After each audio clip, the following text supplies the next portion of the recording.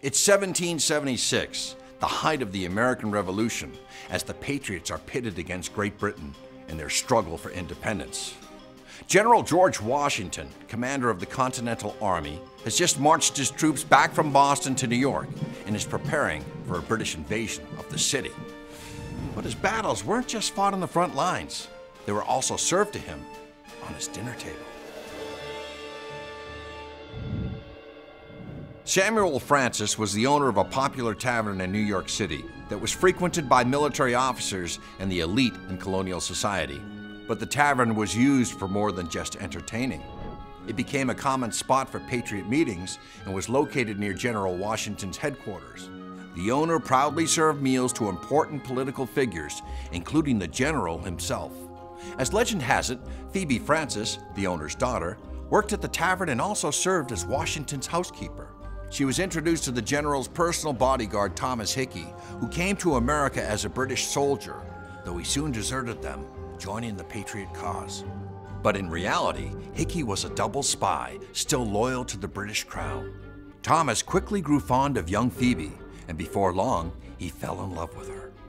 Trusting Phoebe wholeheartedly, Thomas laid out his plan to assassinate George Washington using his favorite dish, a plate of peas. Thomas's plot was soon set in motion, but there was one thing that he didn't account for: the conscience of his beloved Phoebe. He asked her to serve the deadly meal to Washington. His instructions were to mix the peas with a poisonous green powder and serve it to him at an upcoming dinner party. But upon learning this, she decided to reveal the threat to her father, who swiftly informed the general. On the night of the feast, dinner was served, and Hickey watched as Phoebe placed the peas in front of Washington. But instead of taking the anticipated first bite, he tossed them out the window, becoming a deadly feed for a nearby flock of chickens, who in his place fell victim to Hickey's lethal plan. Because of Phoebe Fraunces' loyalty to the American cause, Washington's life was spared. And on June 28, 1776, Thomas Hickey was arrested, tried, and sent to the gallows for mutiny and sedition. He was then hanged before a large crowd in New York City, becoming our nation's first military execution and sending a daunting message to any future conspirators or rebels.